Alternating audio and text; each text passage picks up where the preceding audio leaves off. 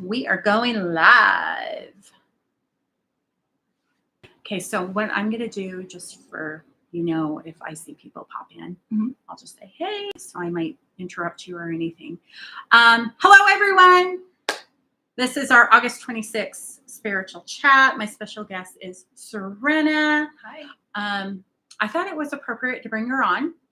And the reasoning for that is I started the spiritual chats because I feel there are people awakening and they're just like, what should I do? I don't have anybody to talk to. I need some direction. I need some help. We're here to answer and be supportive. And this is a no judgment zone. So I'm going to ask you some questions. Let's go. I met you in a metaphysical shop. Yes. What brought you to that shop? I actually remember it. I was so drawn. Well, this is around the time that I started my spiritual journey. I wanted to just jump into it, but I didn't know where to jump in or how to jump into it. And the advice I just kept getting was go get a journal. Go get a journal and start writing down your journey. Mm-hmm. So I was like, okay, well, what if I get a journal? I want a cute journal or something that feels like very me. Yeah, me. And I was just like, I don't want a typical one. I want like a witchy one. But at the same time, something told me, and which is really weird because I love to online shop, whatever. And I had a really bad feeling. I was just like, don't buy this from Amazon. Go into a shop and get this because you're gonna maybe find one and connect with one. Okay. Or I just had this really strong feeling like you can't do this online. You have to go into a shop. So I was like, okay, maybe I'll go to Barnes and Nobles. And I'm like, I got another feeling where just like, go support your local shops. And I'm like, okay, never mind. So I went online, I did the research and I found that metaphysical shop.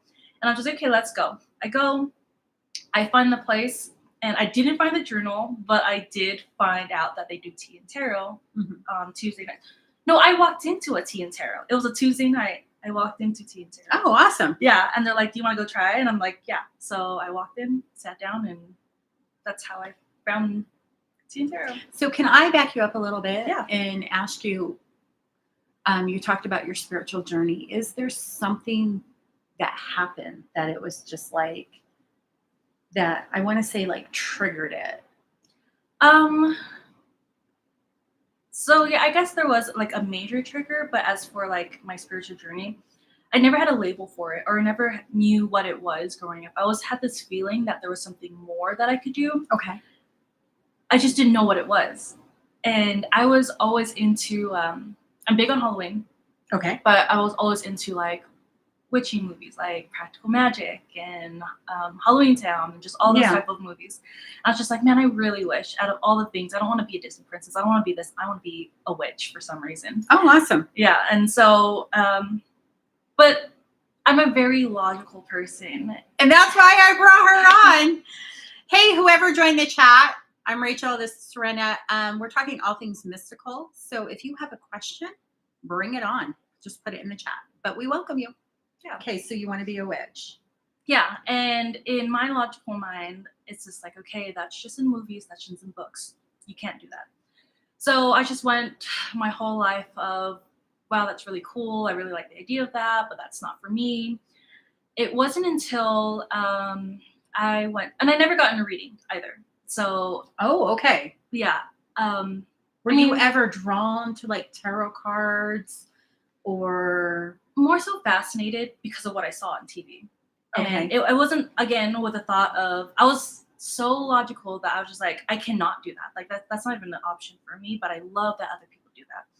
So I've gotten one reading, and I just did not resonate with it. And it sort of put me more into the doubt of divination and tarot. I mean, like, I know that there are people out there, but I always thought it was specific people. And, like, you can't do it if you weren't born with it type of situation. Okay. So, that was my belief system until the only place I've ever wanted to visit here in the United States was the French Quarters of New Orleans. I don't know why. I have the strongest draw to that place. And I was just like, I have to go there. So last year, October, I finally booked the trip to go there and I spent a week there. And as I just felt so at home, and I don't know why, but I felt so at home for some reason there. And it wasn't until my friend pulled me aside and just like, hey, I just booked this a tarot reading. And I'm like, I'm excited, but I'm so skeptical at the same time. I'm just like, okay, like who is this person? Like, what are they gonna do? What should I expect? So I sort of went in walking, feeling like, ugh, I don't know. I think it's just gonna be a very general message where anybody and everybody can relate to, and it's not gonna be really a message for me. Okay. Anyways, I sat down, she read me back and forth and left and right, up and down, and I was just like sitting there a little bit like in shock. What And caused the shock? well, one, I was just like, how does she know me? I would literally looked at my partner. I'm like, did you give her my Instagram or like my Facebook or like? I was just like, how does There's she her know? logical mind, everyone. Yeah, I was like really trying. I was just like, it had to be social media. Like, did you put my name on the sign up sheet? And she quickly ran in, and I was just like trying to figure it out. But I don't post personal stuff on my thing. So there were things she said that I was just like, how? Um, Within that message, she said that actually you're empathic and you actually have the ability to do this. And that's one of the, like the strongest things that stuck with me because it felt like there was a puzzle piece that just clicked, Okay. like a missing puzzle piece, and it like just clicked, and I'm like, I think that's that wonder feeling that I've been feeling all my life, Just got validated. and it just got validated, and I was just like, and I just felt this whole feeling of like that's what you're supposed to be learning, and I'm like, oh, I love it, and I hate it because I can't believe that I can do this. Like I was still in doubt. I was just like, that's great news. What do I do with this type of stuff? So I was still very doubtful. So So that goes into one of my questions for you. Do you feel everybody has the ability? I have learned that everybody has the ability. It is I mean, obviously it's like think of it like an athletic skill. Some people are just naturally athletic and some people have to practice a little bit more to gain those type of skills. And it's totally possible to do it. And I just felt like that. I felt like, well, I have intuition. I've always had really good intuition. I learned that the word for my type of intuition at the time was claircognate, where I just knew things. Okay. Knowing without knowing what. Yeah. And it was so practical for me growing up. I knew that I had this. I never had a word for it. I just knew I had a really good intuition. And so when I started putting names to it, I'm like, oh my God, I've been doing that. Oh my gosh, that's what's been happening. It's to the point where I love playing Pokemon cards. And I would go to a shop and I'd know which packs to pull because I'm just like, that one has a killer one, that one. And my friends were like, oh my gosh, now you have to come with me to shops to pull cards because you know which one. So yeah, it was really fun because I love learning. It was really fun putting names to the things I was able to do and names to the things that I want to do because I didn't think there were like names for them, I guess. Do you think it's important to have names? To a point. Like to know that there's something out there and it's possible and you can further learn about it. Mm-hmm. It's not just some made up thing like, oh, what if I could study this? And they're like, oh yeah, that's being called like a green witch. There's a plant stuff for that. And like, oh, you want to learn about dirt? There's a dirt thing and this. So yeah, good. But then I've learned that labels can also hold you back. Yes. I agree with that statement. They totally can. Mm-hmm. So I'm a very, what's the type A person where like everything has to be organized in a certain type of box and everything like that. I have not a clue. Yeah, there's a lot of words for that type of personality, but I find myself trying to make a box for it and trying to keep myself within a box, but I'm also learning that box cages me in and it allows me, or not allows, but it restricts me from learning of other things or from dabbling or multitasking those things that, hey, you're actually dabbling with 2-3 other boxes. So that's another part of my struggle is not only like getting over the logical part of me, but also breaking down those labels and just doing what feels right and doing what feels like you're supposed to be doing without throwing a label. Like don't stress about the labels, just start practicing what you feel like you're supposed to be practicing. So you're like, I was drawn to go here. I had a feeling to go here. Do you, because you said the knowing was huge, one of the strongest for you. Mhm. How do I say this? Do you feel like it was you, the the how do I say this? Your higher self drawing you, or do you feel it was more of something greater? To the spiritual journey. Uh huh. That's a good question. I don't think I've ever really sat down to try to like pinpoint what exactly. But if I were to, I think it was more of a higher self because Okay. I felt like it was me talking to me and saying like, you can do that. You can, if you just actually believe, you can do that. And then it was my lower self, like, no, we cannot. Like, just be real. You cannot do that. But it always felt like I said, it always felt like it was something more to me, something more leading me to more of myself. So I want to say it was my higher self. Awesome. I would agree with that. Yeah. Do you feel that when you start like the spiritual journey, um, I know with me, and I don't know how to word this question, but it felt like I was fighting the physical me versus the spiritual me. Like it was a constant, like I needed to balance it, Mhm.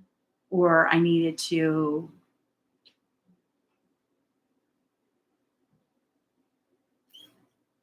I feel like my struggle came with the labels on me. Like you're comfortable with being like, I want to be a witch. Mhm. I was called a witch, and I'm like, Yeah. ah. I wish I was called a witch. That'd be cool.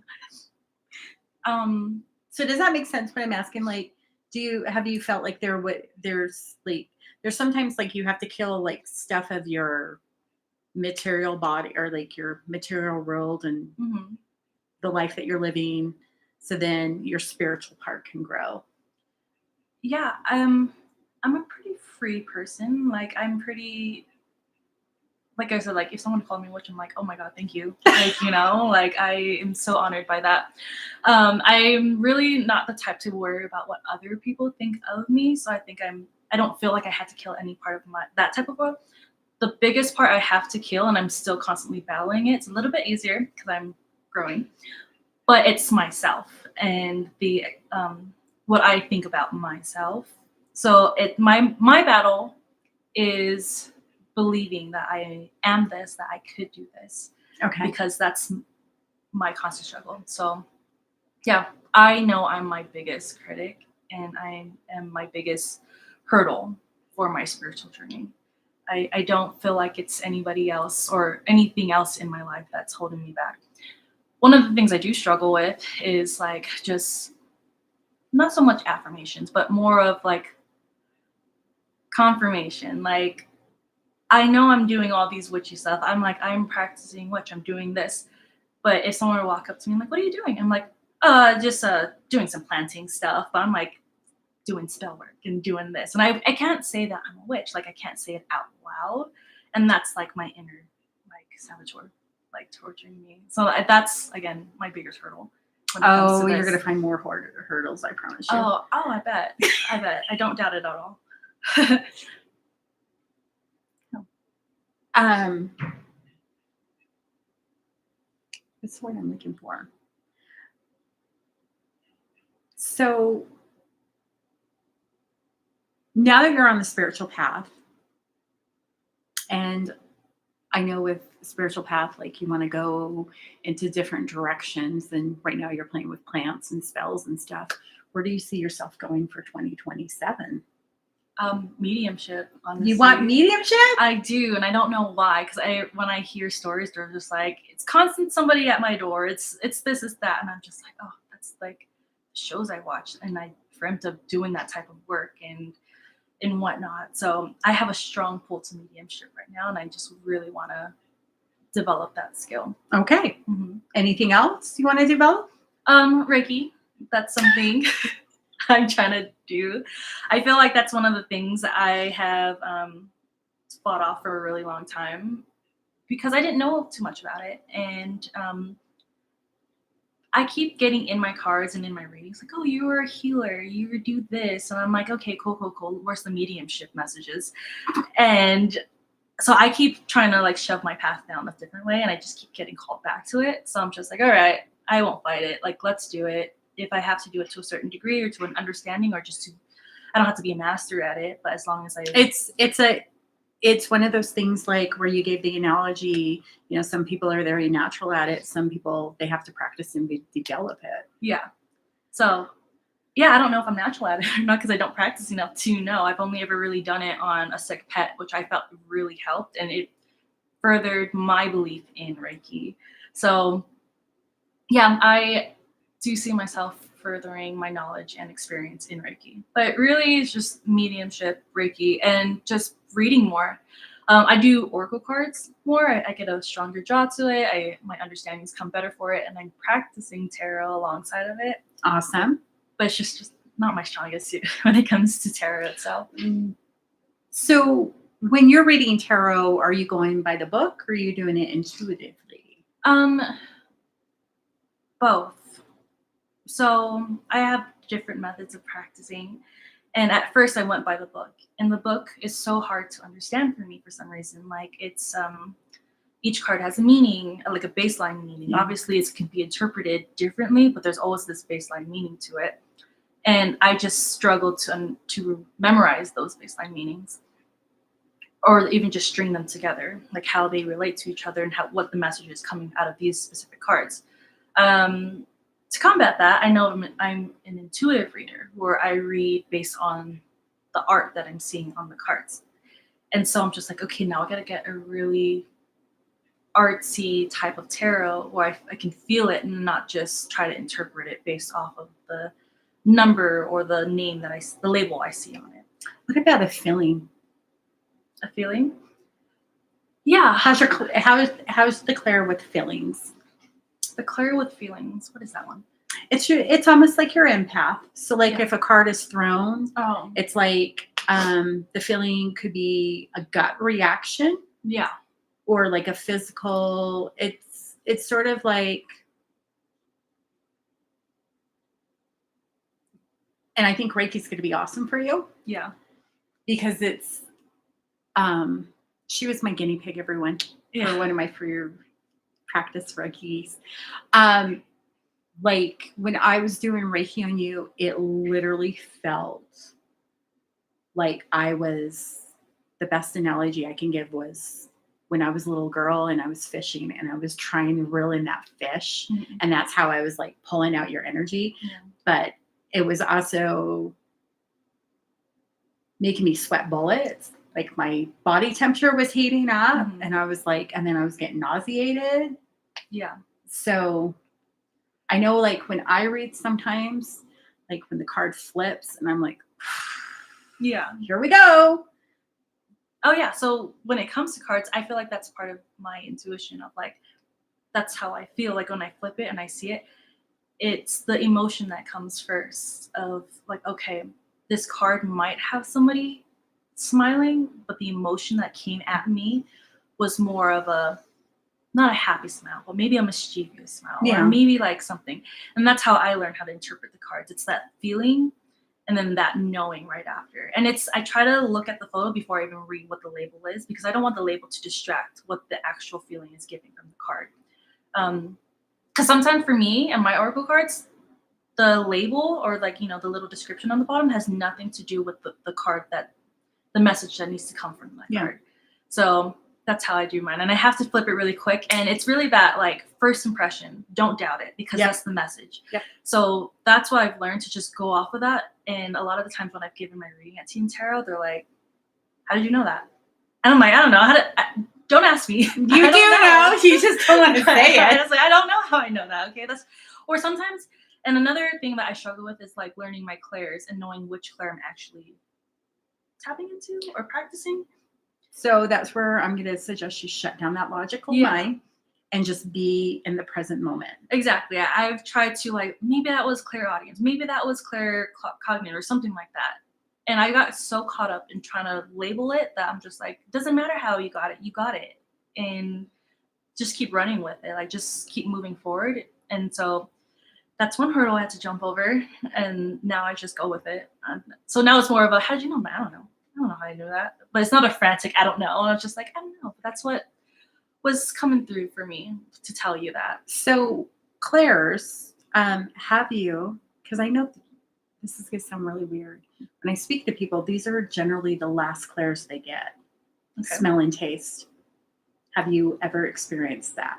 I've experienced the smell once. It was Okay. so clear. It was a foster cat that I ended up, my very first foster fell because she was very sick and I didn't want her to go back into the system. So I ended up adopting her and she passed within the week.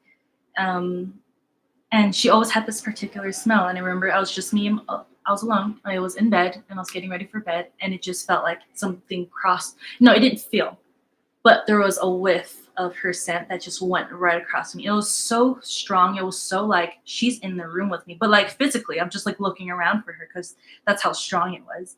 And obviously, I was just like, hello, she passed.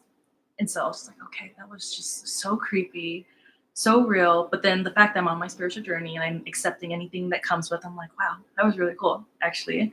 So that was the only time I can recall actually having that clair come through for me. Taste, I don't know. I'm hungry half the time, so I don't know. If it's You'll know on the taste. Yeah, I was like, I don't know if it's a clear or just a crave. Because it's something that you're not even eating, and you're like, yeah, okay. I gotta you'll get the that. taste. I promise you. Yeah, so those are the two that I should. Are you ready for that though?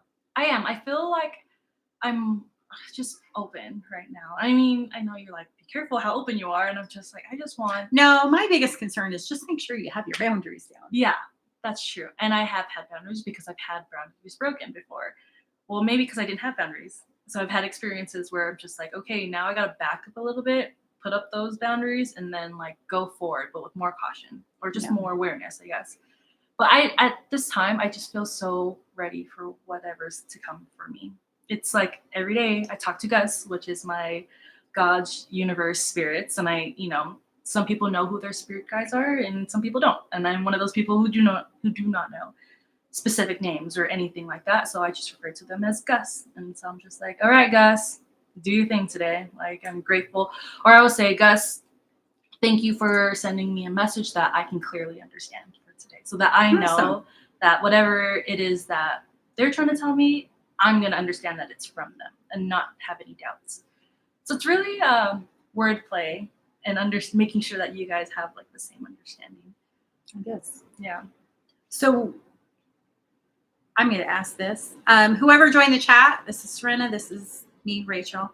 We're talking all things mystical. If you have a question, put it in the chat. We would love to assist you with that. What boundaries have you set up now that you're on your spiritual path? Nothing underneath my bed. Nothing. What do you mean underneath your bed? Growing up, I've always had this paranoia of something underneath my bed. And like, you know how you like stand next to your bed and something like swipes you? Yeah. I'm terrified of that happening. So I'm just like, as long as you come to me, not from under, like if I'm in my room and I see eyes underneath my bed, absolutely not. You come to me through some other way. So my underneath my bed isn't my sacred space. Don't go there. And then while I'm in the shower, that's like my boundaries. My other boundaries is only those who are for like my higher good are allowed in my home. I cleanse my home like once a month. I try with the new moon, all that type of stuff. So sorry, I'm just really going off right now. It's okay. So yeah, just as long as my home is protected, I do have children. So I want to make sure that whatever I'm practicing, whatever I'm open to, they might not be. So no disturbance for them. It's just for me, unless there's a call. Okay. Like, maybe I'll help. So where you want to practice mediumship, what is going to be your open sign? That like when you're sitting in quiet in your car, like when spirit can disturb you? Reasonable hours of the day. I say that. I don't like, again, I'm so open to any experience right now where I want to understand it. The only time you cannot disturb me is while I'm already asleep. I mean, if you're coming to me with a message, do it through a dream. Okay. But don't be like shaking my bed, or not that I've experienced that, but just more so like, let me sleep, because I'm really fussy about my sleep. Like, I don't get much sleep. So I'm just like, please let me have the 4 hours that I do tonight. And then you can bother me as soon as I'm up. Like, that's my. So you're open to a message coming through a dream. Have you had one yet? I've had for someone. So many. Oh, for somebody else? Mm-hmm. Oh, that's no, not that I know of, honestly. I feel like a lot of my dreams are fever dreams when I have wild dreams and I dream multiple times a night, and I'm a lucid dreamer. So I'm very aware that I'm dreaming majority of the time. And I just learned that within lucid dreaming, there's like a section called dream control, where you can actually control the outcomes of your dreams. I know. Yeah. I wish I could learn that. Yeah, so I've been doing that since I was in. I remember practicing it, like trying to attempt it, but I think I got it down by high school. And so dreams from going from nightmares every night, I think the fact that I'm aware and I can control it, I've had so less nightmares since then, which I'm glad, because I feel like that having that has controlled the nightmares. So yeah, I get to control my dream, and sometimes it's another practicing thing, I think, where if I'm not practicing dream control, I lose how much control I have in the dream. So I'm hearing a question come through. How did you learn to dream control your dreams? Or control your dreams, especially the nightmares. Like if someone was to approach you right now, be like, "Hey, I'm having crazy dreams," That's funny. and they're nightmares. Yeah. Um, That's funny because I actually had 2 days ago, somebody had the same exact question for me. It was through a work chat, and they're like, "What can you do that nobody else does?" And I'm like, "I think lucid dreaming and dream control." And then somebody reached out to me because they have really bad nightmares, and they're like, "What do I do? How can I control it?" And I'm like, I am no teacher in this like department because I just recently talked about it. But I'm just like, maybe I do have something that other people are seeking. yes. So I hate the word teacher. Like I don't feel I'm a teacher. I'm more than happy to share whatever knowledge I have. that's how I feel. So I'm more of a humble. Yes, and advisor. I'm willing to learn from all Yeah. other people. I don't have all the answers, Mhm. but yeah, how would you? Again, this is something I've developed when I was a really young kid, and it's because of how many nightmares I had. And I think it was more of the building awareness that one, it's a nightmare. So like, don't give it so much power that it's like, oh my God, I'm gonna die if I go back to sleep and I have that same dream again. Because I had so many repeating dreams like that. When you say repeating, is it the exact same dream? Pretty sometimes. Much. Okay. Or sometimes it's a variation of that dream, or sometimes it's just a totally different dream. It's a total nightmare as well. I think it was more of I was reading up on it the other day, but I didn't realize this is what I was doing, was that I would, rethink my dream. I was like, oh my God, this happened to me in my dream. But they say that if you can just alter it in your mind consciously when you're awake, like, hey, this happened. If I was ever in that situation, this is what I actually do instead of what I did in the dream. And they say if you keep replaying that type of outcome, you can go into that dream. And because you've already thought about it, it's sort of stored in your brain. Yeah. And you can slowly start tweaking your dream or building awareness. I don't know if that's easier or not to do if you're not a lucid dreamer. But again, I hear lucid dreaming is like, a skill that you can develop. You build awareness. You build like, oh my gosh, I'm in this situation. What would help me to get out? And so people are like, imagine a door. It doesn't have to make sense. Imagine a door right there. And that door is your way out. Doesn't matter. So dreaming is like another mind work thing of believing you can. Because if you like, that's not possible, your conscious mind that is in your dream can be like, you're right, that's not possible. So it will shut down the possibility of you controlling your dream in the way you want to control it. I like that. It comes to like all the skills. So flying, performing magic, just things that you cannot do. My thing is flying, but more so I like Harry Potter world. So in my dream, I'm a witch and I know all the spells. And so like, it's just really fun to like play with that. Or the Avatar, I don't know if you watched that. Not the blue people. It's like this little kid cartoon I grew up with called the Avatar. And it was like, they bend elements. And so like, I grew up with that. So now in my dream, I am the Avatar. And so but again, it comes with like more or less, if I'm doing it often, then it's great. If I'm not doing it often, then I'm like a lighter, or like somebody with a lighter, I'm trying to light it and it's like zero flames coming out of it. So okay, frustrating and fun at the same time. Awesome. Yeah. Okay. Any questions for us?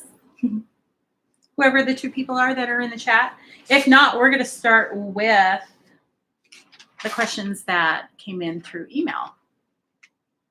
So the first one, and this is funny because it involves dreams. So I'm starting to remember my dreams and my dreams are wild. But when I speak with family, I feel they don't understand any advice. So I'm the same. I do remember a few of my dreams, and my dreams are so wild. That's why I'm just like, where was the message in this dream? Because like I was on a train, it was on fire, everything is going on around. Like, what was the message?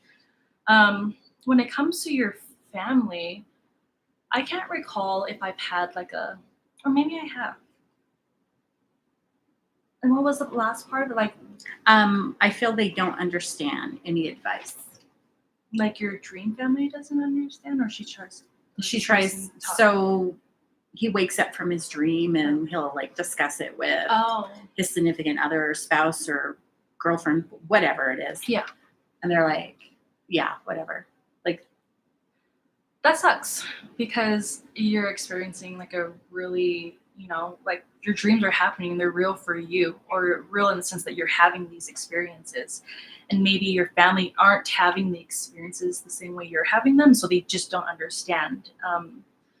I think one, I'm such an independent researcher where like I will understand. Like if no one can give me the answers, I will go out there and I'll find the answers for myself. The second one is finding the community. Like, what do you mean you'll find the answers for yourself? Like you'll try to dissect your dream? I'll try to dissect my dream. Okay.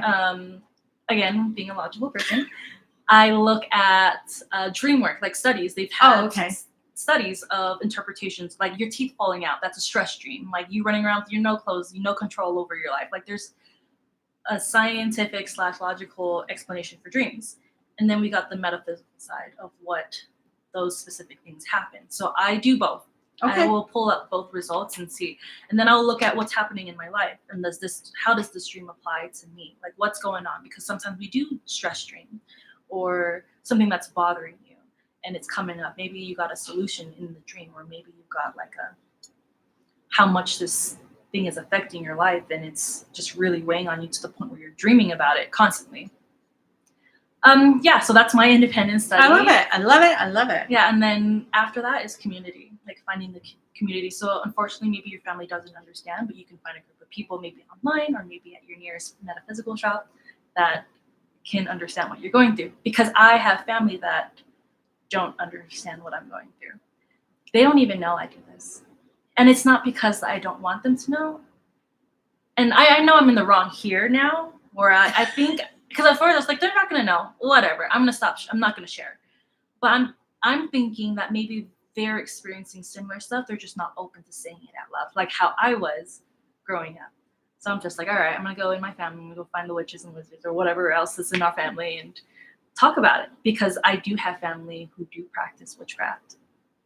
But it's not seen as witchcraft. It's just seen as a cultural witch doctor, with the word witch in there, but it's not metaphysical. It's more of this is part of our culture and we do experience spiritual things and he just deals with it, period. I like it. So when are we going to have that discussion? How are you going to open it up with your family? Yeah, that's a good question. Let me know your answers in the chat. I know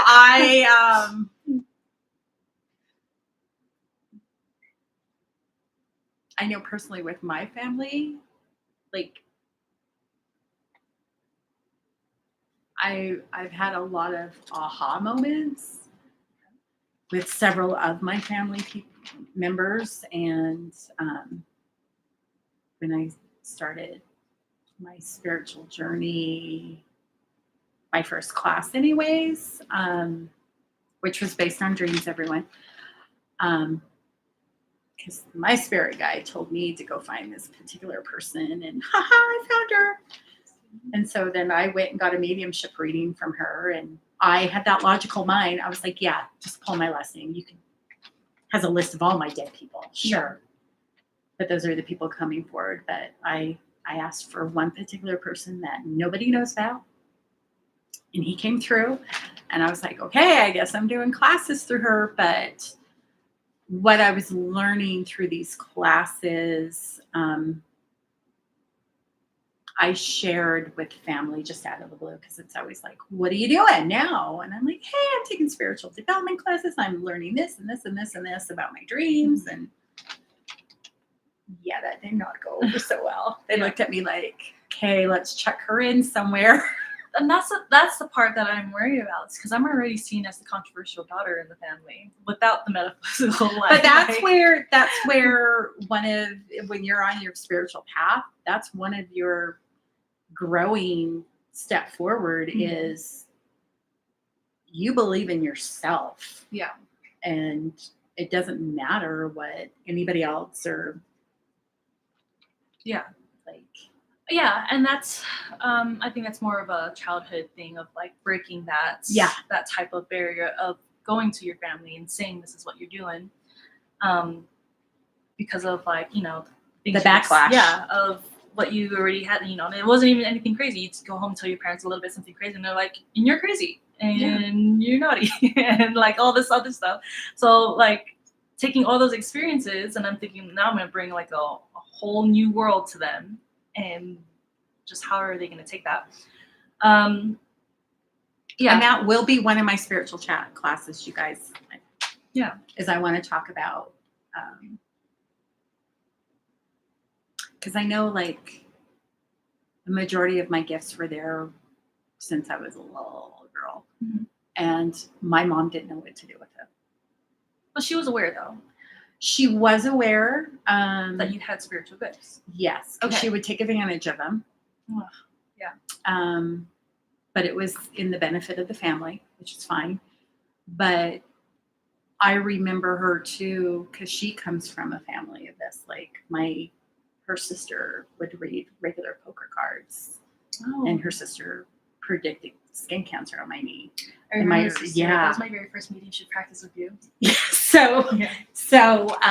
But I know like when it came to my mom's side of the family, a lot of them were in religion, and it was like, no, you don't do that sort of stuff. So it was underground. But yeah, I remember, I believe my mom was getting her birth chart or even her Akasha record reading done. I remember being in the house, watching a woman write with my mom. Mm-hmm. And I remember being taken to like her tarot. She makes tarot readers, my mom. Yeah. That's interesting. I love that you grew up with that, because I didn't. And that's why it was another thing of like, I can't do it. Like, this is only something I see on TV. Yeah. And so I guess I'm a little bit jealous when I hear about people who had it in their family, like generations of them practicing and seeing their parents and grandparents practice. And I'm like, I'm a little bit jealous of that, because I wish I had that, because maybe I would have discovered or would have started my spiritual journey way earlier than what I did now. So, and then I was thinking, I would have been so good at it by now. Like, I would have been my plants would be thriving, my spells would work, my money spells would work. Like, I always think that when I think about, man, I really. So you have small children right now, right? I do. Mm-hmm. Have you talked to them about some of the stuff you're doing? Yes. So like I admitted before, I never call it witchcraft or anything like that. I should. I want to normalize it. I want to take away the negative, aspect of it. Yeah. When you hear about being a witch, you don't want to hear about like the witch trials and all this other like negative things around it. You want it to like healer and somebody who's spiritual. Like, I just want to build that into my house. Anyways, I don't call it witchcraft, but they do see mom playing with cards on the side, and they do see mom talking to her plants. And is it intriguing for them? Yes, I have a very curious kid, one of them, and he comes up to me and he's just always like, Mom, what are you doing? Like, looking at my plants, and I'm just like petting the leaves, and I'm like, I'm like just saying something really I'm doing Reiki to my plants. Yeah. And it's funny because I didn't even think of it as Reiki. I'm just there petting my plant because I don't have a cat. So I'm just like petting my pet. And talking to it, because I've known this way back, that talking to your plants actually improves their growth. Yeah. So I'm thinking from a logical point where I'm just like, no, this is helping their growth. So I'm helping them out in some certain way. And he's just like, okay, so what are you doing again? And I'm like, I'm actually talking to them. And it opens up a door of like, well, now I want to talk to the plants. And I'm like, oh God, please, here. There are too many. Like, I can't talk to them all in one night. You take this one, I take that one, and read a story. Just read a story to them. So have you ever had a conversation with your child to see if there's maybe something underlining that's ready to surface? Um, Or is that too scary for you? no, not at all. Actually, again, if I can have my little coven in my home, that would be great. I have my youngest son. He's autistic, and Mhm. he is 9 years old, but has the speech of a 3-year-old. But he's so smart. He's so smart. He's so sassy and sarcastic, and I love it. Our personalities go great together. And I remember because when I practice tarot on a daily basis, I don't just ask serious questions. They say, have fun with your witchcraft. That's Yeah. that's when it thrives the most, when you're having fun. So I always have one serious question and one silly question. My silly question for that day was, when are we going to get a cat from fostering? I was like, I'm craving a cat. When are we going to get a cat? And at this particular time, I was practicing being provided timelines from tarot, because tarot can give you timelines. And so I got into it, and I'm going through cards. I'm getting a timeline of a month, and I'm asking the cards, like, how many kittens are we getting this time? Because we've gotten from 5 to 3 to 4. Like, we've gotten random numbers before, and I was just like, I want to know what the litter is going to look like this time, and what the colors of the cats are going to look like. So I get my answers. I get 3, and we got 1 red, 1 black, and 1 black and white. And then my little autistic kid comes running around, like doing his little zoomies right in front of me, and he sits down and he asks for a cat. And I'm like, that's funny because I'm reading about cats. And I'm like, okay, how many cats do you think we're going to have? And so I start asking him the questions that I asked the card. And he's just over there, again, speech of a 3-year-old, saying the answers that I had on my little notebook. So I'm laughing in my head because I'm just like, oh my God, he's like reading. It's like he's reading my notebook. He's tapping in. Yeah. To the energy. Yeah. And he's laughing. I'm laughing. And I'm just thinking like, oh my God, we're like little witches in our home. Like, just so did you get those cats? Well, we're actually still waiting. Okay. So I have my notes down, and I have the descriptions and the numbers. So I'm just like, please let us know, because I have to check. Like, I have to check our results to see, like, the timelines. Yeah. There's our logical mind, everyone. Validation. Yeah. So I am testing them in little ways. I'm seeing who's good at what type of thing. If anything, I think my oldest son is definitely an empath. And I'm teaching him something that I didn't get taught, is that you feeling your emotions is totally normal. Yeah. And so he's definitely like he cries for anything, like happy, sad, seeing somebody across the street, like being emotional, he picks up on those emotions. And so it's just like teaching him how to handle those emotions. The next thing I guess I should start teaching is how to block those emotions when they're not serving you. Absolutely. Yeah. So that's something I'm still learning now, but it would be great for him to learn at a young age so that he has a better control on that. Yeah. So we're learning. We're all learning. Are you documenting your journey?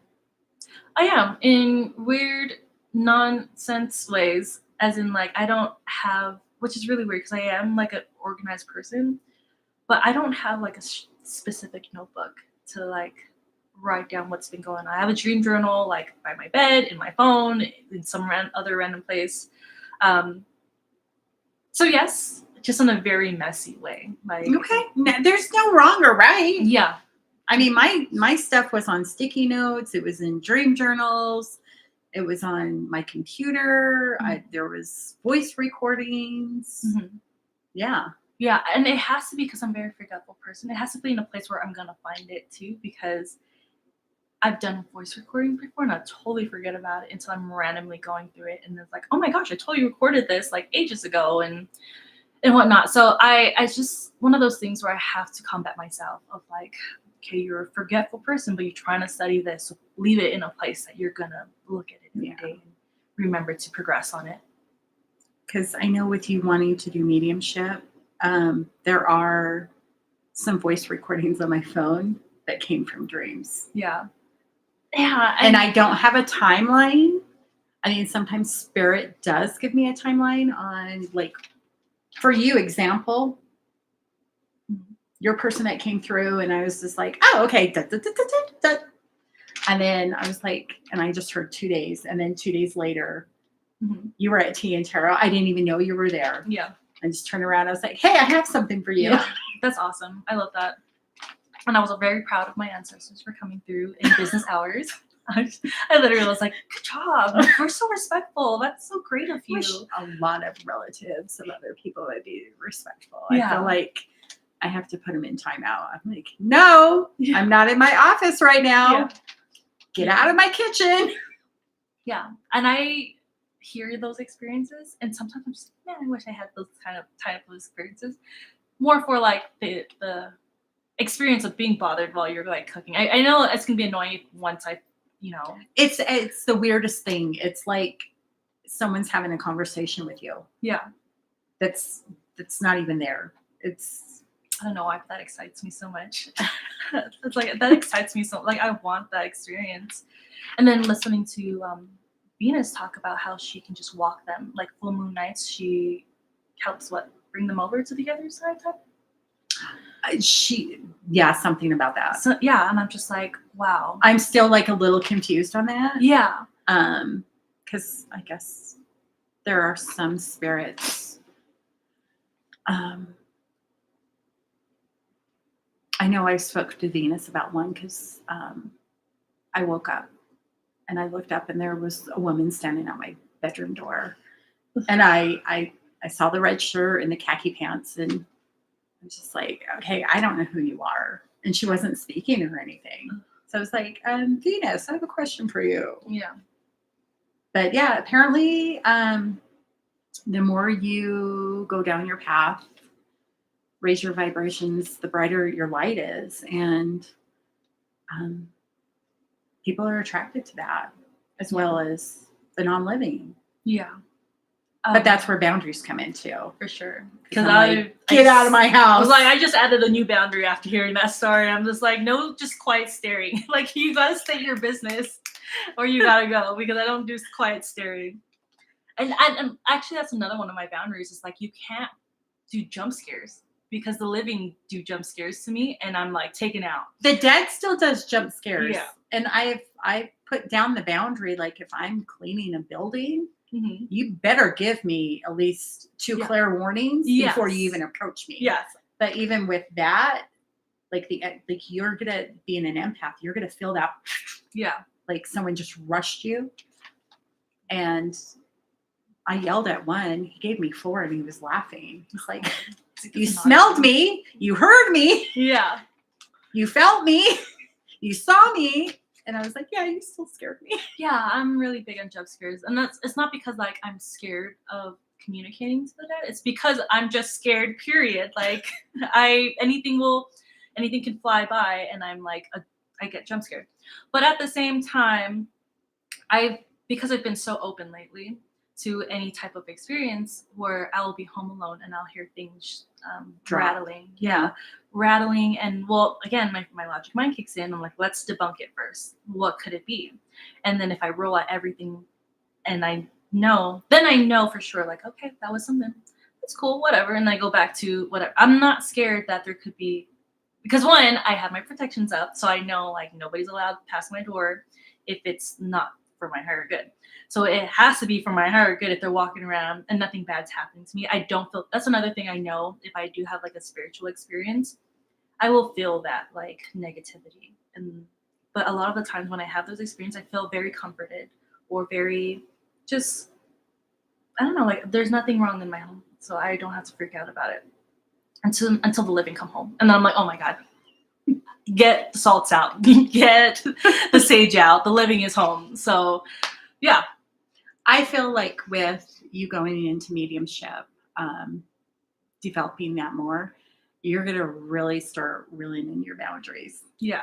Oh, for sure. Because I'm going to come across experiences where I'm just like, I didn't even know that was a thing. I don't want it to be a thing. Where's the list? Let me add to it. Yeah.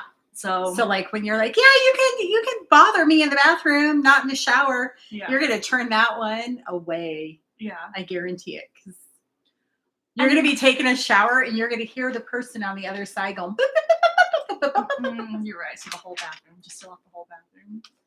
Like they're like my family. I have it where my family can come anytime, any ancestors, guides, spirit, angels, etc. They're not to play with the cats. I don't want them messing with my cats.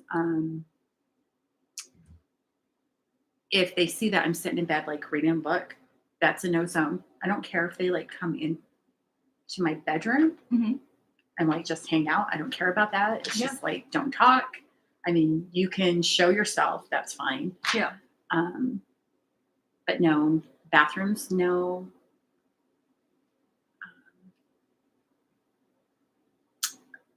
Mine's mirrors. Like I feel like it's a jump scare thing though. I was Really? like, do not come unless if you're coming to me in a mirror, it has to be like a slow approach, like I could somewhat see you forming in the mirror, but it can't like bam. I'm Have you here. played with a crystal? I mean, have you done the crystal ball class? And I just saw you playing with one on Tuesday, and I'm like, wait a minute. So that's similar to mirrors. Okay, maybe. Because Wait, hold they're on. considered portals. And so Yeah. when I see individuals in the crystal ball or objects, it's really weird. It's like, it's almost like a misty thing, and then they start like appearing, and it will catch my eye, but then it will go more into detail. Yeah, I've always wondered about reading from crystal balls and then fire, staring into fire. Yeah. Because they say like it's sort of the same thing of how you're receiving messages. I've done the fire one, and I don't know if it's because of my ADHD, but I will stare and I'm in trance. But then I'll be like, all right, time to go do something. And then I forgot that I was trying to practice reading a fire. So that was like great. Oh, wait, someone has a question. Hi, new Tar subscriber. Hold on, sorry. Can you tell or know if someone else's spiritual gifts? They may have. So I think you're asking, can you tell by, like maybe you're asking for a spiritual gift and you don't know what it is, but you suspect you have one? Mm-hmm. And I'm only saying this because I've done this before, where I've jumped on people's live feed of people practicing it, like maybe on like TikTok, and they're like, I'm doing free readings and I'm going to do this and like ask me any question. Well, everybody is asking about their relationship. I'm like, what is my gift? Because I don't know what it is. I cannot. I'm a baby witch. I can probably Crystal.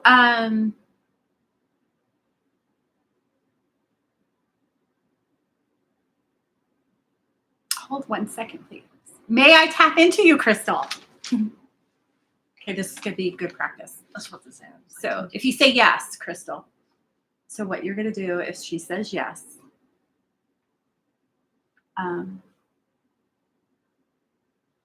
what you're going to do is be like, I'm going to be tapping into Crystal's energy. Please. Like, I feel, since you already said yes, I already feel like you have sight. And what I mean by sight is you see flash images come through. Is that correct? I got healing hands. Well, tell her. I got healing hands, but I feel like I've never done this before. So I'm like, you just, it's where, so that's where your intuition comes through. It's going to be that automatic feel. Mm-hmm. I don't even know, because the first thing I saw, I felt like it was a cutoff word, was spiritual, but I felt like there was something else after it. I didn't get to see the second word. And then right after that, I heard healing hands. And so that's all I got. Well, I think of something and it happens where the person comes around and calls. Oh, like Precognition. Yeah. Yes. That one. So when you think of something, is it you're seeing the visual? I bet you. Maybe. Like you're seeing the visual? So like with my like sight, so like my sight, I get the chills on my right forearm and the hair is curved in the hands. The answer is yes. So does that mean my answer is yes? Yes. So my sight was dreams. Like one of my strongest clairs is my vision. So either I will, if I see a spirit, they're in full form. It's like looking at you right now. I can tell you exactly what you're wearing, how you're having your posture. Mm-hmm. Or I might see like shadows. When I close my eyes, different things happen. Interesting. I see, some people describe it as movies. it's sort of like that. It feels like I'm watching a picture, but it's random stuff. This is when you're awake. Uh-huh. Okay. Like if I just, like people will be like, just take some deep breaths, close your eyes. The minute I close my eyes, that's what happens. A lot of times it's like, it's very misty and I see faces, like outlines of faces coming forward. Yeah. I also see, like when I'm awake now, I'll get flashes of items. Like it's like someone's dropping photographs in my sight. Mine is not sight that I'm aware of. Mine is more of a feeling, like a gut feeling. Like I can be hearing things and I'm like, and then something has to get said and like I get it and like boom, that's it, that's right. And so it's not really I saw anything. It's like a gut feeling that mine is. I don't see people. I hear people though, and I know I do, but can't understand them. So if you are hearing them, ask your team to say, team, turn up the volume. And if it's a word or something you need to, because you do see stuff out of the corner of your eyes. Gut instinct is claircognate. That's what I have. She says my gut instinct is almost spot on. Definitely lean on that. So where you see stuff out of the corner of your eyes too, if you feel it, close your eyes for a minute and say, I know this has worked for me a few times. Show me the image. And that's me too. I triple check myself with everything. And that's why I brought her on, because I was like, you're my prime example. Yeah. And I still catch myself doing it because, again, I'm in a state of like, I don't know if I can do this, or is this a gift for me? I don't know if this is a gift for me, or I'm just wanting it so bad to be a gift for me, where I'm forcing it and it's not actually, like I don't want to pretend. I want to be the real thing. That's my issue. So that's why I always feel like I have to validate my experiences. I'm not too sure if I mentioned this one to you. I think I did when we were with Venus, but the shadows on the corner of your eyes, I would have those experiences when I was started doing this. And then it got to the point where, I try to communicate. Again, my communication with spirit is not the greatest. In terms of I can't hear as clearly when everyone talks about this is what message my God gave me. And this, I'm just like, great. We're like still working on communication. Those I just asked like, can I know what those spirits are? And it got to a point where I don't see shadows now. I see images of animals. That's awesome. Yeah, it's like, and I recall each animal I've seen before because I'll be working, and instead of getting a flash of a shadow, which I used to get, I now get like this miniature leopard that was right next to me for some reason. And I have a question. Yeah, not to interrupt your train of thought. When you first started seeing the shadows, did it scare you? No, it fascinated me. Again, I'm like ready to run down this spiritual journey. I'm like ready. I'm like looking for every opportunity and like running for it. So I was more intrigued. I was excited, actually. Okay. So when you see the animal near you, is it frightening or is it fascinating? No, it's fascinating. Okay. But it was like more of a, oh my gosh, it's not a shadow. It's an image now. So it was more of like more. I want more. Okay. Because I feel like Gus, as you call it, they bring it on very, very slow to see what you can tolerate. For sure. And I'm pretty sure they've given me a few scares where I'm like, I'm ready. And then they gave me something and I'm like, oh my God, I'm not ready for that. And that's what happened. It sort of got retracted. Was I stopped seeing the shadows and I noticed that maybe I just cut myself off from my progress and I got to reopen myself back up to that. And that's when the animals started coming through instead of the shadows. So I definitely believe that they're gauging how much you can handle and then allowing it to come through. For most people, I feel like there's some people who get like a flood of things that happen to them and then they don't know how to understand it, where to go for it, and it's just like a bad experience for them. Yep. And then they shut it down. They block themselves. Yeah, it takes time. They say I'm a healer whenever that is. Empress. People feel safe and comfortable. Everyone says around me, the others hate me. They hate you because you're shining bright. I feel like I can relate a lot to what she's saying because I experienced this. Like the whole, like I've gotten in my readings, in my past life, I was a healer and being told to do Reiki.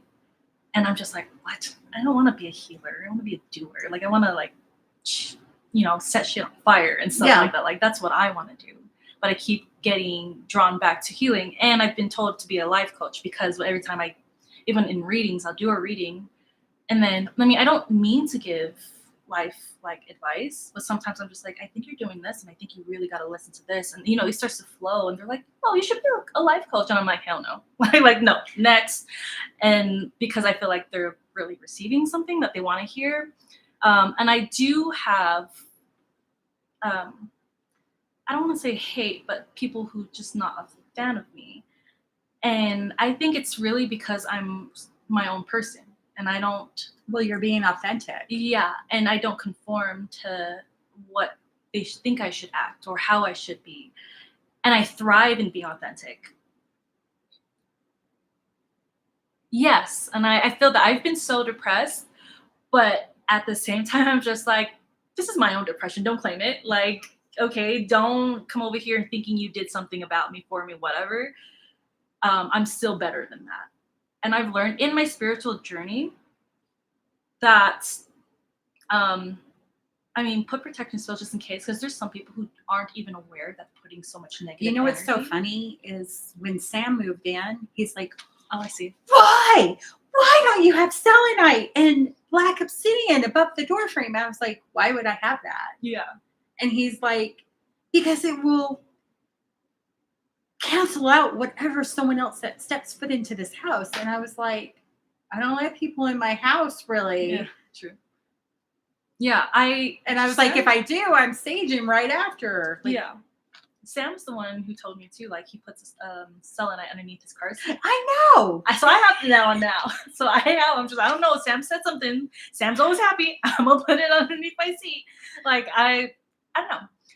But yeah, definitely. Now I get that drained energy. I honestly felt like the people who didn't like me, I don't know if they were knowingly sending so much bad energy. I wouldn't put it past them. If It's they did. not. You gotta. Okay. So this is my belief, everyone. Okay. I take ownership. Any negative thought you have someone else, you just sent them something. So like if someone's like riding my tail end while I'm driving and then they like pass me and flip me off and I'll be like, I wish you get a speeding ticket. I just sent that out to him. Yeah. As in like you wanted to send that out to him? Like on purpose? It was just a gut reaction. Oh. So then I would be like, okay, take that back. Sorry. Just be safe. Keep other people safe.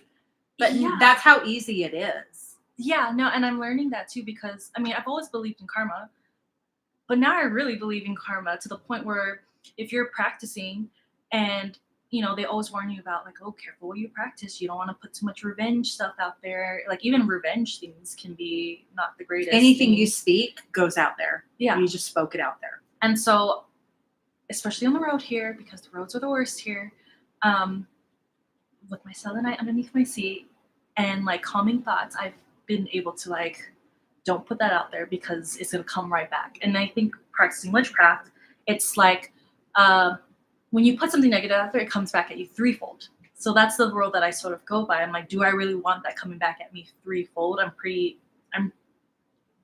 vengeful. I can be pretty vengeful. Do you want your own venge coming back at you threefold? So I'm just like, you're right. We're going to back off for today. And I've also learned that like, if you're just so not fixated on whether like people are coming at you, cursing you and whatnot, I'm like, maybe they are, maybe they're not.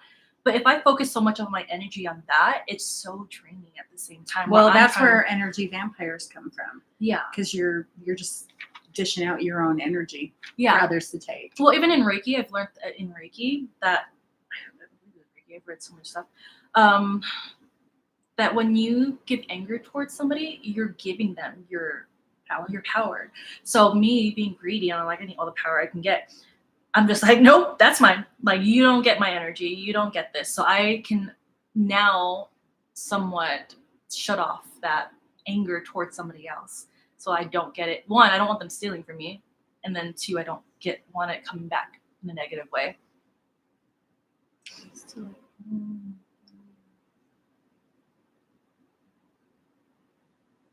So, Crystal, I have a question for you. What gifts do you think you have? Sure. Because only you know. I mean, people can tell you, but you need to feel it from your heart and soul. So think about that real fast.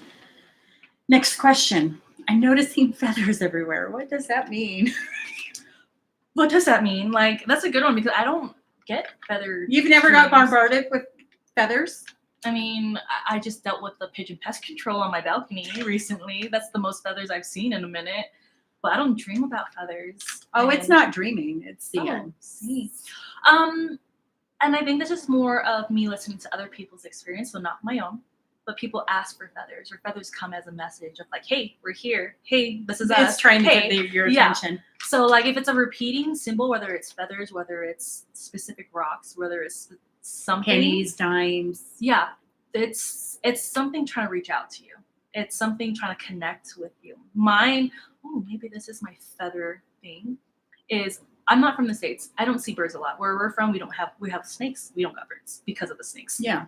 Anyways, so birds are really cool to see for me. But what's really cool is to see an eagle. And I feel like every so often I will see one just perching in the most randomest spot. And I'm like, is anybody else seeing this? And nobody brings up the damn eagle that I can see. So I'm just like, I'm starting to feel like that's my little like messenger, I would say. So yeah, I think it's just more of somebody trying to reach out and tell you, or even just make their presence known. I know back when things exploded for me in 2019, like I'd walk outside and the feather would come falling and drop at my foot, or there would be a feather already on my car window, or I'd get in my car, there was a feather, like feathers everywhere. And then someone's like, why don't you pick one up and ask what it has for message for you? And I was like, okay. Yeah. Another thing is, I mean, at an altar, like if you do have an altar and you see these feathers and you feel like it's for you, bring it home and put it on your little altar. And I don't know, like for me, well, I guess what I'm hearing. Do you have an altar? I do. Okay. Yeah, I do. I love it. It's like a sign of like you're recognizing and you're ready to receive more past the feather, because maybe the feather is just the starting point. Yep. So yeah, I agree. Pick it up, put it on your altar, and say you're ready for the next step. I think anything that you're seeing in abundance, and you're actually noticing it, and you're seeing the pattern, they're trying to get your attention. And then, how about a black feather? A lot of people say a black feather is protection. Oh, that's interesting. I come across those sometimes. I've come across random pink feathers. I guess the one thing I feel like I should say out loud is like the negative feelings around the color black and people thinking that it's such a negative, like it has to have a negative, ominous meaning because it's a black color, like the black cats and like all this like stuff. And I'm learning through my spiritual journey that like death, it's the beginning of something. It's something good.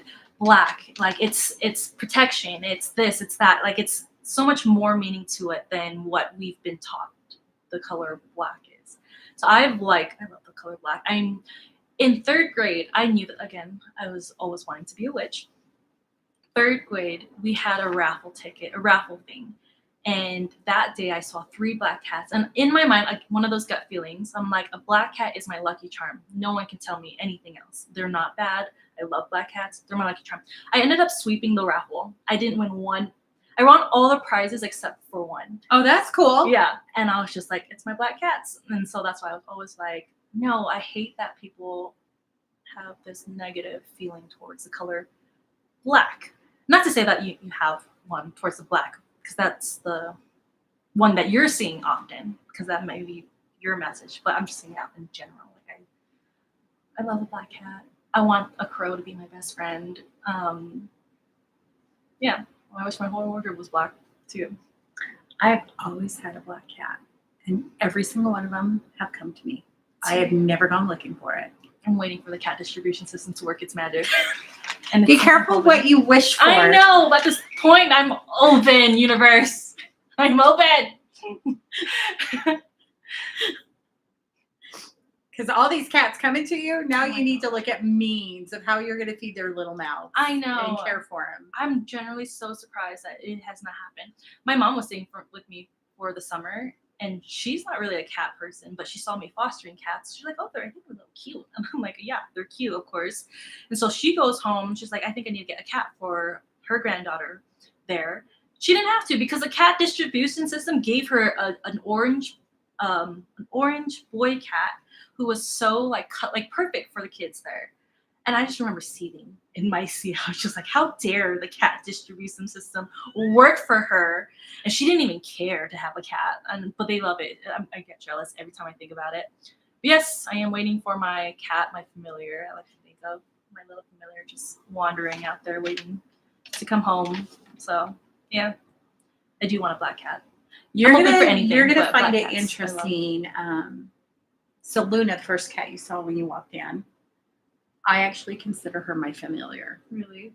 She will sit in the windowsill at night and keep watch from my windows. Oh, I love that. She's always sitting next to me when I do like my weekly tarot for the channel. I love that. She's sitting next to me generally in my office the majority of the time when spirits come in. Salem sleeps with me. He sleeps on me. He keeps me from astro traveling. Oh, Make sure and so does Sam's cat.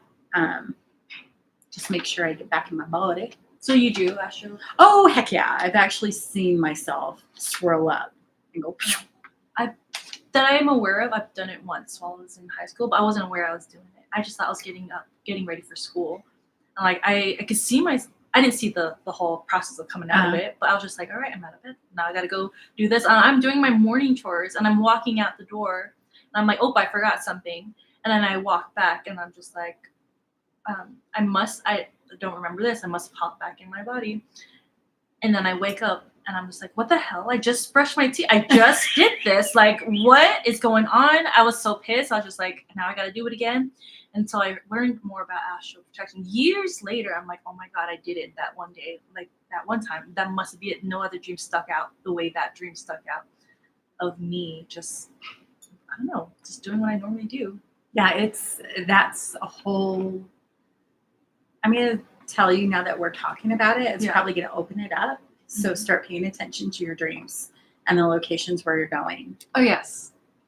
I actually recently had a really vivid lucid dream where I felt like I was in a car back home on my island and just watching it. But myself knew that, no, you're actually at home. Like, this is like you're a dream, but you're actually at home. Like, you're spiritually traveled there.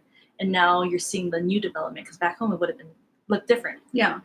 But now you're seeing the actual new development. So I'm driving in a bus looking at the new development of the house, of the homes there. And I'm telling myself, no, you're actually here at home. And I remember confirming in my mind, I'm like, I can do this. I can go back home, but in my dreams type of feeling. So that's probably, I don't know if that's considered astral projection or what, but I just felt like I unlocked something. I'm going to tell you, get rid of, I know your logical mind is you have to know all the details. Get rid of it and just go with the feeling. Yeah. Because I know whenever you were in that Reiki session with me, you're like, I want to be my spirit guides. I want to know their names. I just looked at you and I was like, why? Yeah. Like, I've met several of mine in my dreams and I wake up knowing, I was like, oh, that was a spirit guide. Yeah. But I don't need to know their names because I already have an inner knowing they're always hanging around and whoever. Yeah, I'm coming to that acceptance of like, I just might never know their names, or maybe the names is not important. It's the guidance that's important, and stop focusing on the stuff. I feel like that's a test for me because I'd be focusing on everything but what I'm supposed to be doing. What I am seeing, like a frequent thing that's coming towards me, is animals. Animals is a theme for me, which is weird because I do love animals and I think a familiar is really cool. I'm gonna have one, whatever. But I just never thought that would be like my main Did you ever, you know, mediumship abilities can go into the pets, right? Yes, because I've seen readings for pets and I'm mind blown because I love it. Like I love, Wait till you have telepathy with pets. and I want it. Like I so want it. That's one of the things. Because if I were to be a reader, like for people, yeah, sure, I would love to read people, but I think it's so hilarious to read because pets are so sassy sometimes. Yeah, they are. And I love sassy. So I was just like, if I could read for somebody's cat, and it's like, actually, she just told me all your dirty secrets, and like, she just told me this, and that, and you need to stop calling your ex, and blah blah. Like, I just want the tea from the pets. So I noticed I'm leaning more towards pets because not only have I been seeing them in the corner of my eyes, um, I've also been dreaming of pets or like not just pets but animals. I think I told you I had a ferocious slug chase me out of my dream. Like literally, I knew I was dreaming, but I was running for my life because this slug on crack was just chasing me, and it was to the point where I have to break the third wall of this dream so that I can literally hop out of the dream and back into my body. And yeah, sure enough, I almost got closed in, and I had to like jump out of the dream, and you know how you like sort of land on your bed. Like I wasn't in the air or anything like that, but like my body like hit the bed a little bit harder. And I'm like, oh my God, this slug chased me out of my dream. And it's because I was running late for something really important that I had to. So right when I saw the time, it was just like a strong confirmation of that was your spirit guide trying to get you out of bed because you weren't going to do it alone. So yeah, I was just like, okay, cool. Slug, spirit guide, cool. Like Animals. you just had the knowing. Yeah. And yeah, it was like one of your 100% guides, knowing. because your guides can come in all shapes and forms. Yes. Recently, it was last week, same thing. Why am I always running late for stuff? I was in bed, my alarm didn't go off yet, but as you know, when you're in between that conscious subconscious, I like opened my eyes and it was a full-on cat next to me, but it was looking at my phone, like the time. Like you gotta look at the time. It wasn't looking at me, it was looking at the time. And because of the slug dream, I'm like, oh my God, here's another animal here to wake me up because there's something else important going on today. And so, sure enough, like I didn't question it. I got up, but I was questioning, like, oh my God, there was a cat next to my face. Like, what the hell? And yeah, now I just know that animals are just like gonna be there to be waking me out of bed, which I find is amusing. Not the path that I thought I would be taking, because again, with mediumship, I'm thinking I'm gonna talk to the dead in terms of like people, but I'm getting more animals coming through for me. So I think that's awesome. yeah. Again, I'm here for this journey. I'm so excited. I'm going to tell you right now, mediumship is not just for dead people. Yes, that's another thing. I love learning. That's another thing. And psychic abilities, not for dead people either. Yeah. You can utilize them for the living. Yeah. I think you just unlocked part of your path. Yeah, no, I'm excited about it because again, I love the little plot twists here and there because I'm again expecting people at my bed and I'm getting animals and I'm like, this is a better path. Wait, hold on, I can wake up like this. Maybe not the slug chasing me out of the dream, but this is great. I love it. Yeah, I love it. Okay, should we continue with the next question? yes. No, we have two people. If you have a question, let us know. I went to oh, well, that's too funny because Crystal, this is sort of the question she asked.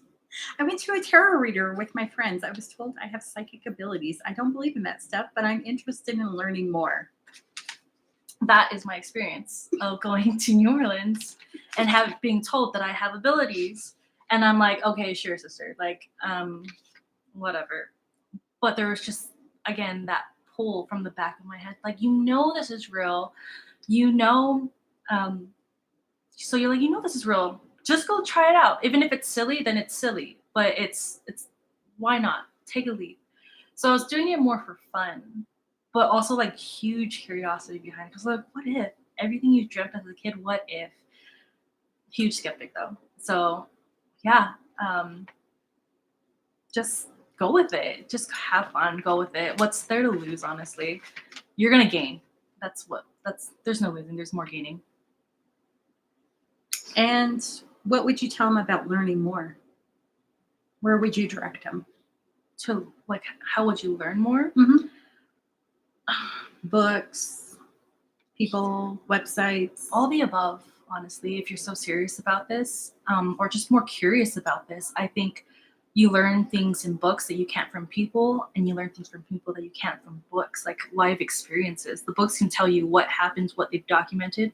The people can tell you what you experience, and that's why I'm so glad I found the metaphysical shop, because of I'm a learner by looking at it play out. Like, oh God, sure, I can read a book, but I hate it. I want to see it, and then I want to touch it, and then I want to do it myself.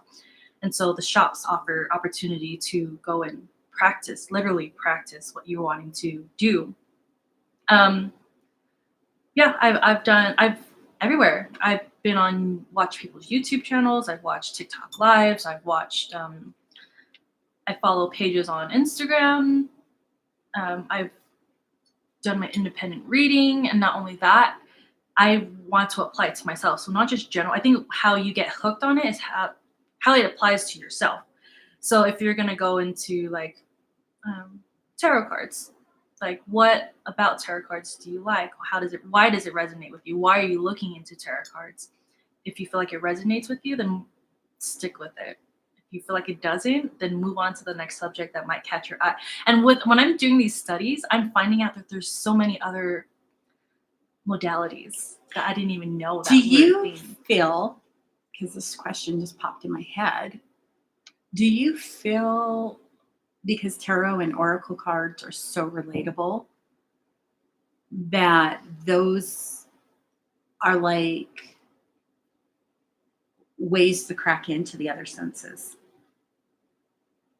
I think so. I think they were like my bridge, like my like one of the stones on the bridge. Yeah, it was like my gateway.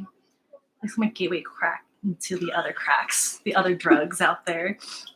So, and it really opened up a door for me, because again, I'm only thinking like I've seen this practice on TV, so like this is a thing for sure. And then you start doing it, and you start meeting people who do this plus this to aid it, this tarot plus this to go aside, and then you're like, wow, how are they finding all this stuff? And can I further my learning or further my reading from incorporating a different modality into it? And then I feel like, yeah, it was like a gateway of finding more things that you can do. You want to answer Anti-Dusty's question? I like the way my pillow smells when I draw on it. I don't. I don't. Yeah. Maybe it smells like, I don't know, Downy. What does it smell like? I can tell you one thing, my kids drool all the time. And so walking into their room in the morning, I'm just like, oh, windows open right now. Like, we got to open all our windows. Okay, the final question. I bought tarot cards a few years back, but never did anything with them. Now I want to learn and read them. Any advice? Yeah, literally crack open the box, sit down, and just shuffle the cards. Literally, don't even think about the meaning of the cards, just shuffle the cards. I feel like that's the hardest thing about practicing is practicing. Like going to the gym, the hardest thing about going to the gym is actually getting on the machine. Yeah, or just walking into the front door and that's the thing that's stopping you. So I would just say, like, sit down, even if you don't know the meanings of the cards, sit down, start shuffling. And then I feel like you'll just start to naturally have questions pop up, like, oh, what does this card mean? And then you open the book and you read it, or like, oh, what does this card? Like, then you don't understand that you just sat down for an hour, literally practicing the cards. So it's just having that time to sit down, open the box, and shuffle with no intention. And it's a good way to also practice enhancing your intuition. Oh, yeah, for sure. Because as you're shuffling, you're going to be like, I'm going to stop when this card is going to be on top of the deck. Oh, yeah. Like a little game. Like, literally treat the cards like the game that it is. I mean, yes, sure, it's a divination tool, but it's also what would you say? Divination is part of witchcraft, and witchcraft thrives when it's fun. So when you're having fun, I feel like learning improves. I don't know how to word that, but I look at divination tools as it's all your tools in your toolbox, and each of them serves a different purpose.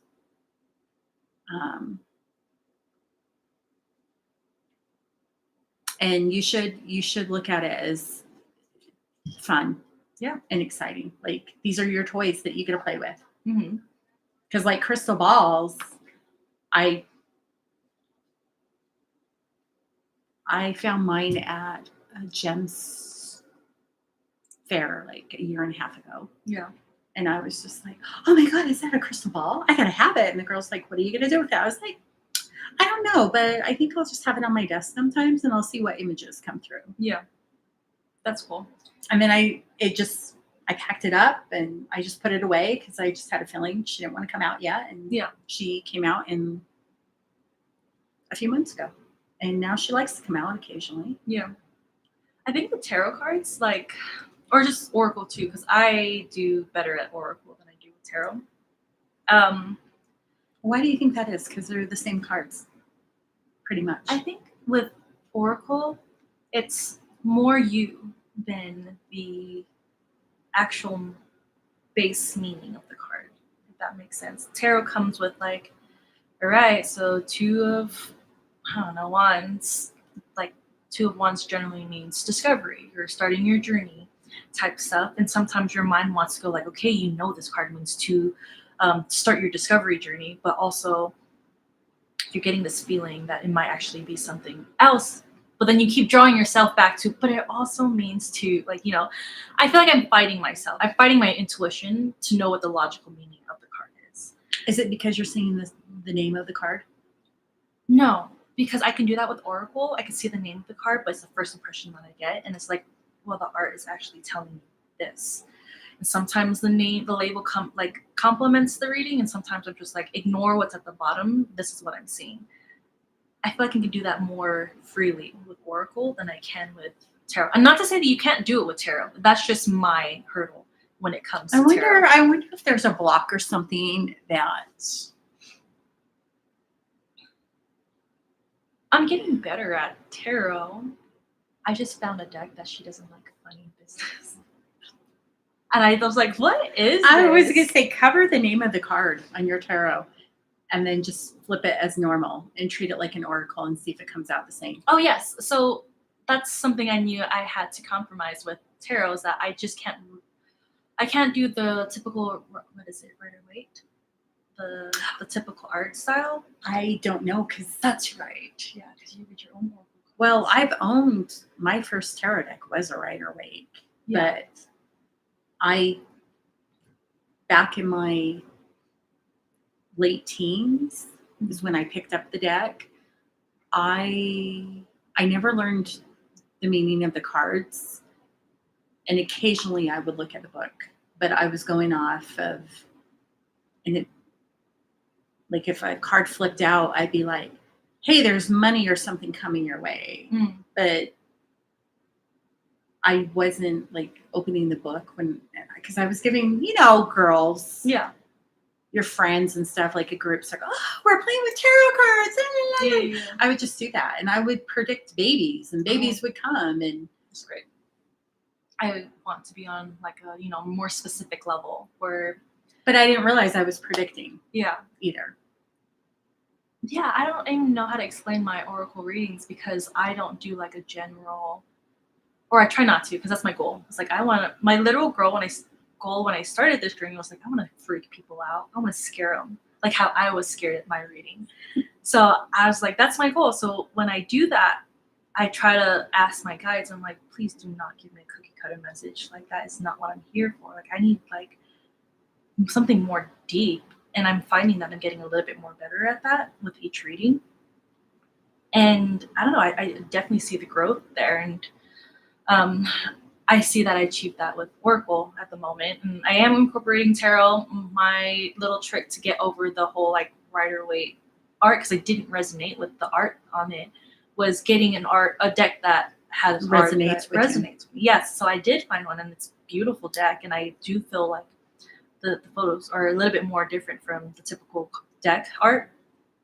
So I feel like I'm reading a little bit better because I'm incorporating that intuitive reading into that and I'm able to overcome a little bit more of that hurdle of like, what is the Eight of Wands? Because I can never understand what the Rider-Waite's Eight of Wands. It just sticks in the photo. I'm like, what am I supposed to do with this? And so, yeah, that's my little thing. I like I said earlier, I found a deck where she doesn't like funny business. And it's funny because I was like, here's a fun question for you. And she won't flip. I do jumper style. Nothing comes out. And it's always when it comes to my fun questions. I want you to read that deck on me next time. Yeah. I was just like, oh, it got to a point where I'm just like, she is here for serious business. She doesn't want to play with these petty questions. Like, she's like, I'm here for readings. Okay. I'm like, sorry. Let me get my fairy deck. They're so funny. Like, I will do that one. See, I don't give a choice to people when they come for a reading. It's either what you need to know right now within your highest and greatest good, or if there is something that you would like clarification on or a little bit more insight, then that's it. Those are your two options. Mine is I play with all of my decks if it calls for it now. And I'm starting to see, because I was the same thing. I was just like, okay, so let me give one deck and your whole reading come up with this one deck. But there are times where like I've already built in the system of how me and my deck communicates, how me and the guides communicate. And we're going to follow the system because it's what's worked for us. And if I'm going through and I have no cards flipping because like that answer doesn't resonate is in this deck, I got to break out the other one. So there are times where I have all three decks running at the same time. And again, something that freaks me out because it doesn't make sense to my logical side, but like my spiritual side, like, oh my gosh, the messages that are coming through and they're different decks, but they're all weaving together and they're like saying these things. And I always give a disclaimer. I'm like, I don't know you. I don't know your life. So if I'm trying to articulate something and I just don't know what to say, it's like, because I have to say it, but I don't know what it's pertaining to. So I'm hoping, please, I hope you resonate with anything. And they're like, oh my God, yeah, how'd you know that? And I'm like, don't ask me. I don't know how I know this, okay? But just shut up and listen because there's more coming through and I'm trying to interpret. But yeah, so all three of my decks can sometimes come out and they're all being used interchangeably throughout the whole reading. So I don't know how the reading is going to go and I never know what order the deck's going to be in. But from talking to them and hearing their question, I know what deck I'm going to start with. So yeah, that's a learning process though. I feel like my reading evolves every time I practice more and more. How many deck of cards do you have? How many? Decks? 3. Just 3? That's it? 4 actually, but one of them is the Rider-Waite, so it's more of a decoration now because I'm just like, I can't read you, so you're really cute. I'm gonna put you on a shelf on my altar. Why don't you give them away? I was actually thinking about that, and I have a person in mind, but I don't know. It's more of it was a gift to me, and I have a hard time giving gifted gifts to someone, but it's starting to feel more right. So I'm gonna wait till that time. Just like, this is the perfect time to do it. Okay. But yes, I do like the idea of gifting within the community. Just be like, just set it out there. Just say, team, I'm going to gift the Rider-Waite, and then I would like a deck gifted back in return to me. Yeah, for sure. Have someone bring it. I do love and it will. And that's how I love to follow upon, like, I mean, I do research and all my decks are purchased, but I will sit in front of like a shelf and I'll read every card or every description of a deck and be like, if this is a deck for me, make it known. And so many times I've gone home with nothing because I didn't resonate with anything. When I got into this practice, I thought I was gonna have like a million decks by now because I like collecting things. I only have 3 decks that I read, and I'm so like, you're just a baby into this though. You're not even a year. Exactly, and that's the thing. Well, my thing is more of the shopping issue. I thought I was gonna get addicted to every deck I came across, and just have a million.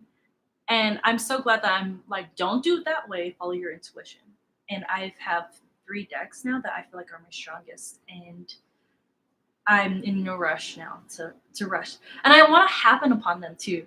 Like, wait till I show you the one deck I have. Really? Because you're a cat person. You're gonna be like, oh, that deck. Yeah. No, I want it to be intuitively for me. Like, I want to feel that connection first before I force it, if that makes sense. I don't want to force a connection. I have never done that.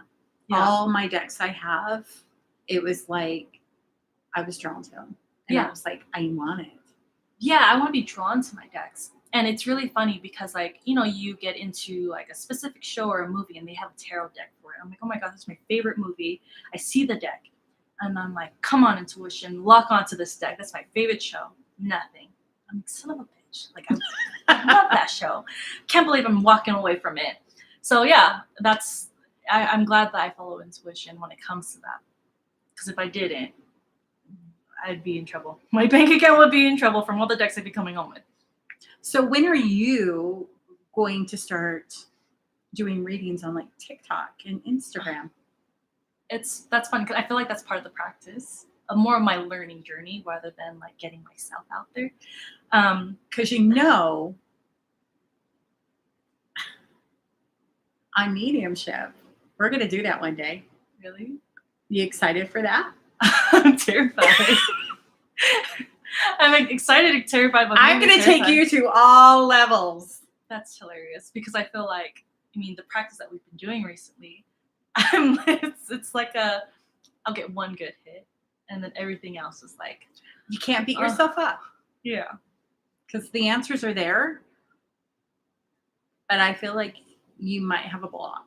And I'm trying to figure out where your block is. I think I do. I feel like I might have a block too. Because why am I strongly drawn to this? Like I'm like in my mind. And I feel you're really good at it. But it could be like what I'm seeing on mine is it's getting, because when I first started practicing mediumship, I was just pulling for whoever would come through for that particular person. Mm-hmm. And now I'm narrowing it down to, okay, I want this particular person. And stuff does come through and it is accurate. And then I have what I consider the antsy ones that belong to that person that are like, wait a minute. If she's opened the door, I want to jump in just for a minute, and they'll spit out something random. Yeah. Yeah, I feel like that's something that again, mediumship practice is very new to me. So I, just like Oracle, I'm trying to figure out what works best for me, what has been more successful, getting hits and whatnot. So, as you know, I've been like, I can't get down a person's name to save my life. It's always so off. See, I used to get people's names, and now I don't really get people's names. Yeah. I can do personality types, and I get descriptions of what they look like. Yeah. So I like I said, I've been so drawn to it. Like even before I knew about my spiritual journey, like I've just like, my God, if I can be a witch who can do that, you can do it. You can do it. Yeah. So that's why I'm just like, I'm gonna throw it all to the wind. If I guess super wrong, at least I'm trying to get there. So. How would you feel about coming back maybe 6 months down the road and we talk about mediumship and what practices you did, what worked, what didn't, what patterns you noticed? Mm-hmm. No, I would love that because I think that would be a great check-in. Where you had to shut down your logical mind, where you second guessed yourself. Yeah. I think I had a moment yesterday with Venus, just to share really quick. She was doing reading and I had my partner with me, and he's so supportive of me on this journey, but you can just tell like he's just more like so proud of you. Yeah. Go do your thing. But like I feel like, it's just like her and her little kooky little stuff. So proud of her. But doesn't really like understand it, So I'm just like, all right, you're gonna sit down with Venus. She's gonna be there and the reading's gonna be for you. So did you have her do cards or crystal ball? Or water? Yeah, well, see, I bless my soul. I'm a controlling type sometimes. Okay. And so when I sat down with him, she gave him the option. And she gave him like the coolest option. I'm like, oh my God, actually sit back. This is readings for me now. Because I didn't know she was doing water readings and all that stuff. And I've never seen water reading done. So I'm just like, really? Wait. I want a refund and then put it towards my name because this is great. And I'm not going to lie. I was a little bit disappointed in his selection. But again, it's his selection. He chose Oracle. And I'm like, I see Oracle all the time. And so I was just like, I'm sitting there and he's getting his reading and he's loving it.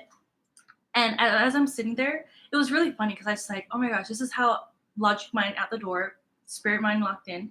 This is how I know that I can feel things because I'm here and I can feel energy radiating off of Venus. Like it's like singeing the back of my body is not singed. The front of my body is being singed because of like the energy that's going on. So I'm like, that's really cool. So I'm just living the moment.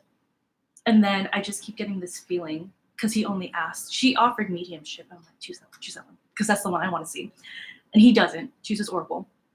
And then, so I'm just listening in, and as I'm feeling energy radiate, I'm starting to feel like this, you have to butt in. I know you said you weren't going to butt in. You have to butt in. Tell them they need mediumship. And I'm just like, I'm fighting it. I feel like I'm fighting the spirit. I'm just like, no. I'm already controlling. He's going to think I'm so controlling if I butt into his reading and like tell him like, your choice yet. Don't choose this. Choose something else. Yeah. And I just kept, it was to the point where I was feeling nauseous and like almost faintish.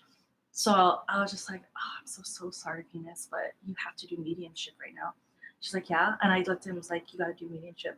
And so that's it. When I sat back in my seat and that whole nauseousness, it like dissipated. Yeah, it like went away. And I'm just like, okay, I did my thing. Now go do your thing. And he got messages he needed from who he needed to talk to that day. And so Venus was like, you knew and you talked up. So that's good. Yeah. And she got her message, and he doesn't really practice any like, well, he was told like you need to lean more into your intuition. You have it. They're trying to communicate with you, but she's here to confirm it, and they know. And so that was the first confirmation. I was just like, I passed the first test of like sending a message to somebody. So I felt really good about that. So I was like, okay, yeah, just lean into it. Just listen. Like if the voices in your head aren't always just you or your higher self, it's like somebody. Look how many they gave you 3 clairs right there to get you to speak up. You realize that, right? No, now I am. Thanks for pointing it out. I'm now thinking about it. I just remember I'm like, oh my God, it's not even that hot, but I feel like faint. I feel nauseous a little bit. And then it immediately went away as soon as I spoke up. So yeah, no. And then I just confirmation, because I love confirmation. I was just like, that was it. That was spirit. Somebody else, not my spirits, but somebody else's spirit coming to me and say like, I need to connect. How did you feel about her delivering it, the messages? Just more of relief. Like I myself felt like he's been needing to connect with somebody on his side. I'm not the one to talk to for it because I'm just like, coming not into yet. it. Anyways. Yeah, not yet. And that was confirmation from her saying like, and they know that you can confirm. So like you're gonna be doing this. Yeah. I'm so excited and One's excited. There's like so many emotions that come through when it comes to mediumship. So mainly excitement because I am my biggest critic and I'm slowly starting to move out of my own way and see the possibility of this going further than what I thought it could go. Yeah. I'm so glad you shared that. Yeah, thank you. And why I asked is that's part of when you're getting messages from the other side, or it's whatever I feel, whatever Claire they can push through the strongest is how it's going to come. Mm-hmm. So that's where you need to be completely open to it. Because it's not every time I get to see flashes. Sometimes I'll hear it. Yeah. But I'll, sense it. Yeah. Yeah, and it really is like you said, you're like, hey, you got 3 clairs that day. And I'm like, oh, I didn't even think about that. Like, I really did. I just like, I was sick and then I wasn't. and then, I was sick and I was hearing like, hey, you have to. And again, when I say I'm hearing, I'm not actually hearing, but the thought comes in so strong. It is sort of. It's almost like there's like someone's whispering in your ear. And that's something I'm learning because I'm expecting whispering in my ear. I'm expecting visions that it's out of my body and somebody else could see it if they walked into the room type of visions. You're not going to have that. Kill that logical mind. Yeah. It's only for you. Mm-hmm. That's what I'm learning as well. And I'm accepting too. So it's, and then if you're like me, I've always had racing thoughts. I have ADHD. I've always had racing thoughts. Sometimes I just feel like I'm crazy and I'm talking to myself all day. And now I'm learning how to filter out what's me and what's not me. And me voicing it to somebody, like how I voiced it yesterday, is confirmation that like it's not always you in your head. It could be somebody else that's been trying to reach out. So yeah, again, fun stuff. It's exciting. Yeah. Yes. It's like experimenting. I love it. So I'm going to call it. We're an hour and 44 minutes. Wow, it's not that long. But I appreciate you coming on. This was fun. Thanks for joining, everyone. If you see this at a later date, then it was meant for you. There might be a message in it. I always feel like the people that need to see it are not quite on the live, but they will be viewing it. Yeah. It'll be helpful. It's out there. It's released. Nice. But thank you again for coming over and doing August Spiritual Chat. It was exciting. Thank you for having me. You are welcome. Miss